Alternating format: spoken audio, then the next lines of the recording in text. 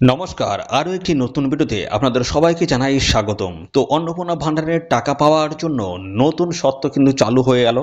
মুখ্যমন্ত্রী শুভেন্দুর বড় ঘোষণা।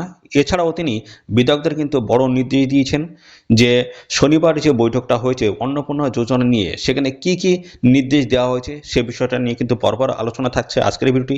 এছাড়াও আগামী 10 দিনের মধ্যে সমস্ত নাম কিন্তু ভেরিফিকেশন করে যাচাই করে লিস্ট কিন্তু তৈরি করার নির্দেশ দেওয়া হয়েছে। তো কি কি আপডেট এসেছে অন্নপূর্ণা যোজনা সংক্রান্ত বিষয় নিয়ে, তো বিস্তারিত আলোচনা থাকছে আজকের এই ভিডিওতে। তো ভিডিওটি একদম স্কিপ নয়, প্রথম থেকে শেষ পর্যন্ত আপনারা দেখবেন। আর চ্যানেলে নতুন হয়ে থাকলে অবশ্যই এক্ষুনি চ্যানেলটিকে আপনারা সাবস্ক্রাইব করে সাথে বেল আইকনে প্রেস করে রাখবেন। তো এরকম নিত্য নতুন যা যা অফিসিয়ালি আপডেট আসবে সমস্তটাই জানতে পারবেন আমাদের এই চ্যানেল থেকে। তো চলুন আমি সমস্তটাই স্টেপ বাই স্টেপ দেখিয়ে দিচ্ছি আপনার। তো দেখুন, এই প্রতিবেদনটা কিন্তু পাবলিশড হয়েছে। প্রতিদিন যে দৈনিক যে সংবাদ পত্র রয়েছে সেটা কিন্তু পাবলিশড হয়েছে। তো বলা হয়েছে অন্নপূর্ণা যোজনা নিয়ে সমস্যা মেটাতে বিধায়কদের বিশেষ বার্তা। কি বললেন মুখ্যমন্ত্রী সমস্তটা আমরা পরপর কিন্তু জানবো। তো দেখুন, বলা হচ্ছে শনিবার বিজেপির পরিষদীয় দলের বৈঠকে এই নিয়ে আলোচনা করেন তিনি। প্রায় আধ ঘন্টা এই বৈঠক তিনি কিন্তু করেন। তো পাশাপাশি আর কি বলেছে দেখুন, বলেছে অন্নপূর্ণা যোজনায় জুলাই মাসে টাকা পেয়েছেন অনেকেই, কেউ কেউ বাদ পড়েছেন। তো কেন বাদ পড়লেন ওই মহিলারা তা খতিয়ে দেখার জন্য কাজ চলছে। এই পরিস্থিতিতে অন্নপূর্ণা যোজনার সমস্যা সমাধানে বিধায়কদের আসরে নামার নির্দেশ মুখ্যমন্ত্রী শুভেন্দু অধিকারীর। তো শনিবারে বিজেপির পরিষদীয় দলের বৈঠকে এই নিয়ে আলোচনা করেন তিনি। প্রায় আধ ঘন্টা এই বৈঠক করেন তিনি।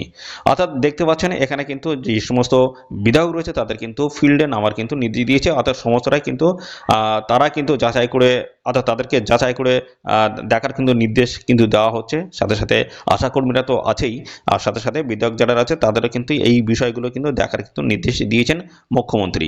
তো দেখুন, আরও কিন্তু বলা উচিত, মুখ্যমন্ত্রী বলেন অন্নপূর্ণা যোজনা নিয়ে ইতিমধ্যে নানা বিতর্ক তৈরি হয়েছে। বিরোধীরা বিতর্ক তৈরি করার চেষ্টা করেছে।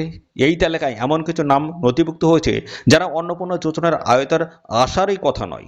তো পরিবারের আয় দেখুন, এখানে বলেছে পারিবারিক আয় 1 লক্ষ টাকার বেশি এরকম অনেকেরই নাম এই তালিকায় যুক্ত হয়ে গেছে।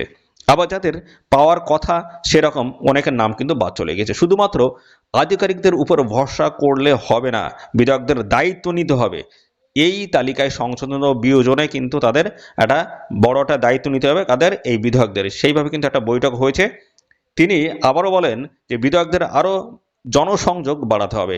তো কি কি ভুল নাম যুক্ত হয়েছে এবং কাদের নাম যুক্ত হওয়া উচিত সেই তালিকা দ্রুত তৈরি করতে হবে। আমাদের দলের বিধায়কদের বড় ভূমিকা এক্ষেত্রে কিন্তু নিতে হবে।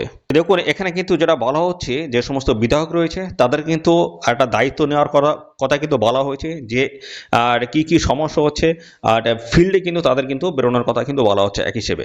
তো আরেকটি প্রতিবেদন রয়েছে, আমি সেখান থেকেও আপনাদের আমি জানিয়ে দিচ্ছি।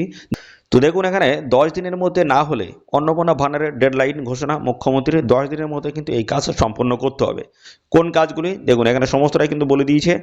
তো বলা হচ্ছে অন্নপূর্ণা ভান্ডার প্রকল্প নিয়ে বড় ঘোষণা করলেন মুখ্যমন্ত্রী। আগামী 10 দিনের মধ্যে যোগ্য ও অযোগ্য উপভোক্তাদের তালিকা চূড়ান্ত করার নির্দেশ দেওয়া হয়েছে। এরপরই নতুন তালিকা অনুযায়ী অর্থ পাঠানোর প্রক্রিয়া শুরু করতে পারে। দেখুন, আরও কিন্তু এখানে বলা হচ্ছে বিস্তারিত।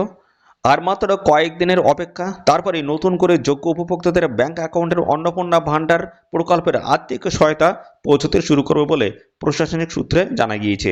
তার আগে প্রকল্পের সুবিধাভোগীদের তালিকা চূড়ান্ত করতে বড় নির্দেশ দিলেন মুখ্যমন্ত্রী। শনিবার বিধায়কদের সঙ্গে বৈঠকে তিনি স্পষ্ট জানিয়ে দিয়েছেন, আগামী 10 দিনের মধ্যে অন্নপূর্ণা ভান্ডারের তালিকা থেকে যোগ্য ও অযোগ্যদের বাছাইয়ের কাজ সম্পূর্ণ করতে হবে। এই 10 দিনের মধ্যে কিন্তু করতে হবে, সেইভাবে কিন্তু ডেডলাইন কিন্তু ঘোষণা হয়ে গেছে। সরকারি সূত্রের দাবি, সাম্প্রতিক যাচাই প্রক্রিয়ায় বহু আবেদনকারীর নথিতে অসঙ্গতি ধরা পড়েছে। কোথাও আয়ের তথ্য মিলছে না, কোথাও আবার একই পরিবারের একাধিক সদস্য আবেদন করেছেন।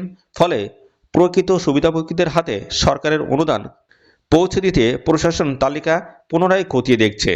মুখ্যমন্ত্রী বৈঠকে বিধায়কদের নির্দেশ দেন প্রত্যেক এলাকায় দ্রুত যাচাই প্রক্রিয়া শেষ করে নির্দিষ্ট সময়ের মধ্যে চূড়ান্ত তালিকা প্রশাসন হাতে তুলে দিতে হবে।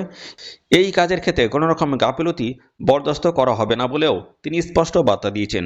প্রশাসনের একাংশের মতে এই সময়সীমা বেঁধে দেওয়ার উদ্দেশ্য হল মাস শেষের হওয়ার আগেই যাচাই শেষ করে নতুন তালিকা অনুযায়ী টাকা পাঠানোর ব্যবস্থা করতে হবে। সেই জন্য কিন্তু এই 10 দিন কিন্তু সময় দিয়েছে, সেইভাবে কিন্তু ডেডলাইন ঘোষণা হয়েছে। জানা গিয়েছে যাদের সমস্ত তথ্য নথি সঠিক রয়েছে এবং সরকারি নির্ধারিত যোগ্যতার শর্ত পূরণ করেছেন তাদের অ্যাকাউন্টেই আগামী দিনের যে কিস্তির টাকা সেটা কিন্তু পাঠানো হবে। অন্যদিকে যাদের তথ্য ভুল, অসম্পূর্ণ বা যোগ্যতার মানদণ্ড পূরণ করেনি তাদের নাম তালিকা থেকে বাদ পড়ে যাবে। ফলে আবেদনকারীদের মধ্যে স্বাভাবিকভাবেই কৌতূহল বেড়ে গিয়েছে। প্রশাসনিক মহলের মতেই এই যাচাই পরীক্ষার মাধ্যমে প্রকল্পের স্বচ্ছতা বাড়ানোই সরকারের মূল লক্ষ্য। একই সঙ্গে প্রকৃত সুবিধাভোগীদের দ্রুত আর্থিক সহায়তা পৌঁছে দেওয়ার উপর জোর দেওয়া হয়েছে।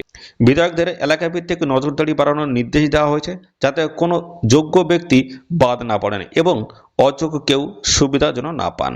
এদিকে উপভোক্তাদের একাংশ ইতিমধ্যেই জানতে শুরু করেছেন তাদের নাম চূড়ান্ত তালিকায় রয়েছে কিনা। প্রশাসনের তরফে জানানো হয়েছে যাচাইয়ের কাজ শেষ হওয়ার পর সংশ্লিষ্ট দপ্তর থেকে পরবর্তী আপডেট প্রকাশ করা হবে। এরপর ধাপে ধাপে উপভোক্তার ব্যাংক অ্যাকাউন্টে অর্থ স্থানান্তরের প্রক্রিয়া শুরু হবে। তো সব মিলিয়ে অন্নপূর্ণা ভাণ্ডার প্রকল্পের ক্ষেত্রে আগামী 10 দিন অত্যন্ত গুরুত্বপূর্ণ হতে চলেছে। এই সময়ের মধ্যেই যোগ্য অযোগ্যদের চূড়ান্ত বাছাই সম্পন্ন হলে নতুন তালিকা অনুযায়ী অর্থ বিতরণের পথ অনেকটাই পরিষ্কার হয়ে যাবে। ফলে যারা আবেদন করেছেন তাদের সরকারি ঘোষণার দিকে নজর রাখার পরামর্শ দিয়েছেন প্রশাসন। তো এই হচ্ছে আপডেট, অত্যন্ত গুরুত্বপূর্ণ একটি আপডেট। 10 দিনের মধ্যে কিন্তু সমস্ত কাজ সম্পন্ন করার নির্দেশ দিয়েছে।